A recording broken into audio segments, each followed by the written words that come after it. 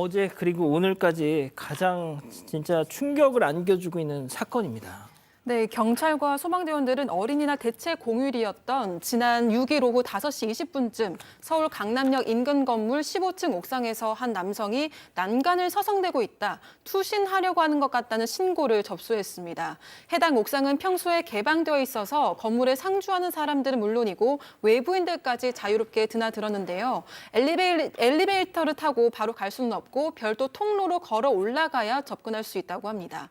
경찰과 소방대원들이 곧바로 출동했고요. 옥상 난간을 뛰어넘어서 투신하려는 20대 남성을 구조하고 건물 밖으로 데리고 나와서 파출소로 인계했습니다. 그러니까 이게 처음에는 투신 소동인 줄 알았던 거잖아요. 그러니까 처음에는 그냥 20대 투신하려고 하는 남성을 소방과 경찰이 구조한 사건인 줄 알았죠.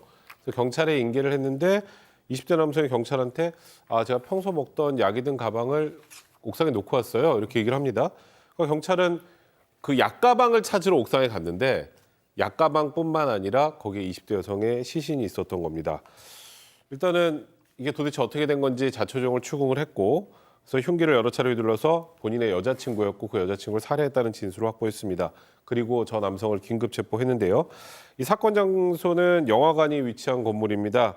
원래 이 두 사람이 그 위에 옥상에서 자주 데이트를 했었다고 해요. 두 사람은 중학교 동창 사이고 뭐 범행 동기에 대해서는 헤어지자는 말에 격분해서라고 합니다. 일단 남성이 언급한 약, 보통 약이 든 가방을 두고 왔습니다 하면 경찰 입장에서는 마약일 수도 있다는 생각을 하잖아요. 그렇죠. 근데 그건 아니었고 그냥 본인이 복용하던 약이었다고 합니다. 근데 좀 너무 좀 안타깝고 화가 나는 건 이 범행 장소가 8년 전에 발생했던 강남역 살인 사건 현장에서 500m 떨어진 곳이어서 8주기 얼마 안 남았거든요. 그걸 앞두고 더 충격을 던져준 사건입니다. 자, 계획 범죄입니다. 계획 범죄. 체크포인트 짚어보죠. 경동맥 찔렀답니다. 자, 박 변호사님, 네. 일단 이 표현은 일단 뭐 유족들이 지금 많이 힘들어하실 테니까 뭐 자주 언급하지는 않겠습니다. 알겠습니다. 경찰 조사에서 범행을 시인을 했습니다. 자, 좀 놀라운 거는 이 범인, 이 서울 시내에 있는 좀 명문 사립 의대 재학 중인 의대생으로 알려져 있고요. 또 수능 만점자라고 지금 알려져 있는 상황입니다. 이 사람이 이 경동맥, 그러니까 부상을 입으면 좀 사망할 수 있는 급소를 지금 찔렀고 그것 때문에 과다출혈로 숨진 것으로 지금 확인되는 그런 상황입니다. 좀 의대생이기 때문에 그런 급소도 알 거고 의사는 그런 얘기를 합니다. 이 근육이 있는데 이거는 작정하지 않으면 글로 공격하기는 어렵다라고 지금 얘기를 하고 있고요. 계획범죄 얘기가 나오고 있는데 계획범죄 부분은 뭐냐면 2시간 전에 경기도 화성에 있는 대형 마트에서 흉기를 구입했다고 하고요. 여자친구를 불러냈던 측면이 있습니다. 그런 걸 봤을 때는 계획적인 어떤 범행이 아니었나 추측되는 부분입니다. 알고 휘둘렀다는 거죠? 그렇게 보는 게 맞는 것 그 같습니다. 부위를. 네. 자, 뭐 저희가 저렇게 피의자를 뭐 블러를 치고 모자이크를 치고 했지만 이미 다 신상이 공개가 돼서 알고 계실 거예요, 누군지. 수능 만점자 출신의 서울의 명문 의대생. 자, 오늘 영장 실질 심사에서 처음으로 모습을 드러냈습니다. 그 장면 잠깐 보고 가시죠. 혐의 사실 인정하세요? 범행 왜 한 겁니까? 언제부터 범행 계획하셨어요? 피해자나 가족분께 할 말씀은 없습니까? 죄송합니다. 죄송합니다. 왜 살해하셨습니까? 헤어지잔 말 듣고 살인 계획하신 겁니까? 일부러 급소 노린 겁니까? 유족에게 할 말 없으세요? 죄송합니다. 자, 지금 저자인데요. 박 교수님. 네. 이 수사 당국이 말이죠. 어차피 지금 이렇게 신상이 다 공개가 된 마당에 빨리 신상 공개 심의위원회 열어서 공개를 하는 편이 더 다른 부작용을 좀 조기에 차단하는 걸 것 같아요, 제 생각에는. 네, 그게 도리어 더 사람들이 검색을 통해서 더 그러니까요. 자세한 거를 뭐 파헤치고 뭐 궁금해하고 이런 게 차라리 더 없을 것 같기도 하고요. 일단 또 죄가 너무 중하잖아요.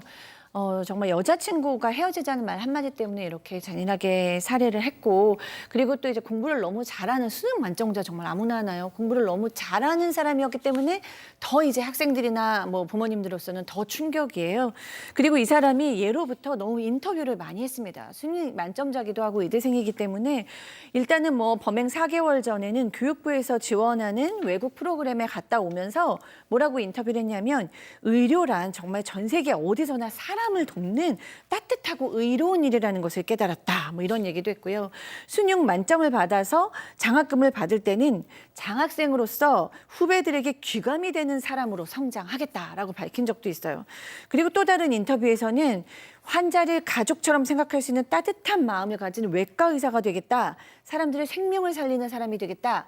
롤모델은 이국종 교수다라고 얘기했는데 이렇게 살인을 해버렸습니다. 자, 백 변호사님, 이국종 국군 대전병원장 이 얘기 듣고 얼마나 진짜 가슴이 털렁 내려앉으셨겠어요. 그러니까 말입니다. 사실 저도 이걸 보면서 아까 조금 전에 앵커가 신상공개 얘기를 하셨는데 예, 사실 인터뷰도 너무 많이 했고 수능 만점자라 이미 다 압니다. 예, 예. 저희가 말을 못할 뿐이고. 네. 그래서 저도 말씀하셨던 것처럼 이 정도의 잔혹한 범죄라면 신상 공개하는 게 맞다고 생각하는데, 일단은 이 남성에 대해서 이제 중학교, 고등학교 지금 현재 다니는 의과대학의 평판은 대체적으로 보면 일단 실질적으로 안다는 사람들의 진술은 뭐 조용하고 공부 잘하고, 그리고 뭐 그냥 무난하게 친구 있고 무난하게 학교 생활하는 그런 무난한 학생이었다 정도였는데, 지금 일단은 저 20대 남성이 다니는 대학의 커뮤니티에는 이런 글들이 왔습니다.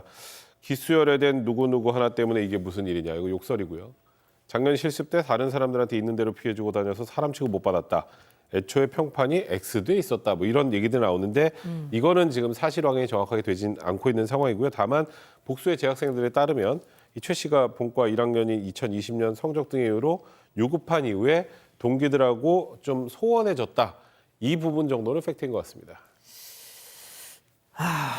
박상희 교수님, 네. 뭐 저희 지금 채팅창에서 우리 가족 여러분들 중에 일부가 살인자는 살인자일 뿐이지 무슨 수능 만점자니 뭐니 이런 수식어가 뭐가 필요하느냐. 이건 정말 맞는 말씀이에요. 네.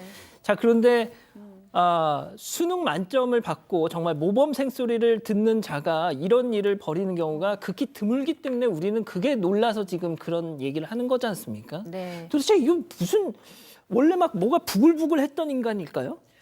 근데 이제 저는 이제 이 대학교하고 좀 근접한 곳에서 상담을 오래 했기 때문에 사실 이제 명문대생들이 우리나라가 초중고 동안 정말 공부 잘해라 이런 학습 중심의 성장만 하잖아요. 그래서 사실은 공부를 잘하는 것과 인성이나 사회성이나 정서 발전이 잘 돼 있는 것과 같은 거는 아니죠. 그래서 이제 많은 사실은 공부를 잘해서 명문대나 좋은 학교를 가서 공부를 잘하지만 여러 가지 정서적인 문제나 인성적 문제, 사회성 문제를 가진 학생들을 저는 상당히 많이 만났다는 거죠. 근데 이번 사건이 마치 그런 어떤 발전이 덜 된 정서적인 부분이 터져버린 최고봉 사건이다. 저는 이제 그런 생각이 들고요.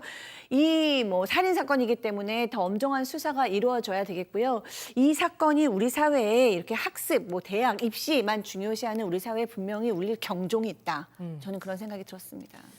자, 백다현 아나운서, 그런데 지금 그 피해자, 그러니까 제가 이 신상 공개를 이걸 막 안 하다 보면 이런 부작용이 생겨요. 결국은 이 불똥이 고인 피해자에게까지 튀어서 지금 유족이 등판했습니다. 네, 맞습니다. 최 씨의 SNS 계정과 신상 정보가 특정되면서 동시에 피해자의 신상 정보도 함께 알려진 겁니다. 친언니라고 밝힌 여성은 동생의 계정으로 추정되는 SNS에 동생이 억울하게 살해당했다. 어느 날 동생이 헤어지자고 말했는데 최 씨가 갑자기 죽고 싶다면서 옥상에서 수차례 뛰어내리려 했다. 동생은 착한 마음에 최 씨가 죽으려는 걸 막다가 이미 예정돼 있던 계획 범죄에 휘말려 죽임을 당했다. 저희 가족은 고통 속에서 살고 있다면서 동생이 조금이라도 편하게 잠들 수 있게 동생에 관한 억측은 자제해달라고 덧붙였습니다. 해당 계정에는 너무 착하고 좋은 누나였습니다. 좋은 일만 있어도 모자랄 만큼 천사 같은 친구였는데 삼가 고인의 명복을 빕니다라는 댓글들이 달려 있습니다. 지금 이 고인의 언니분 동생 갑자기 헤어지자고 통보했더니 갑자기 죽고 싶다라면서 옥상에서 여러 차례 뛰어내리려 했다. 박 변호사님. 네.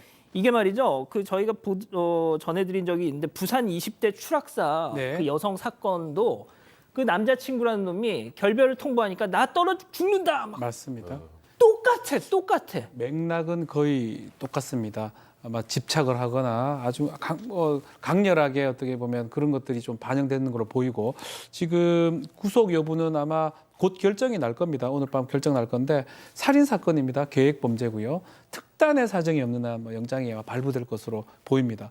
범죄가 중대하고 증거 인멸 우려가 있기 때문에 다만 이런 얘기는 했다고 해요. 영장 실질 심사 과정에서 예. 국선 변호인이 계획 범행은 맞는데 어. 오랫동안 계획한 건 아니다. 근데 이게 더 나빠요, 사실은. 그렇죠. 그 단시간에 계획해서 범행했다는 뜻이거든요. 이런 것들이 반영되면 영장이 발부될 가능성이 매우 높은 상황입니다. 자, 첫 번째 사건 이렇게 정리하고요. 두 번째 사건 이어갑니다.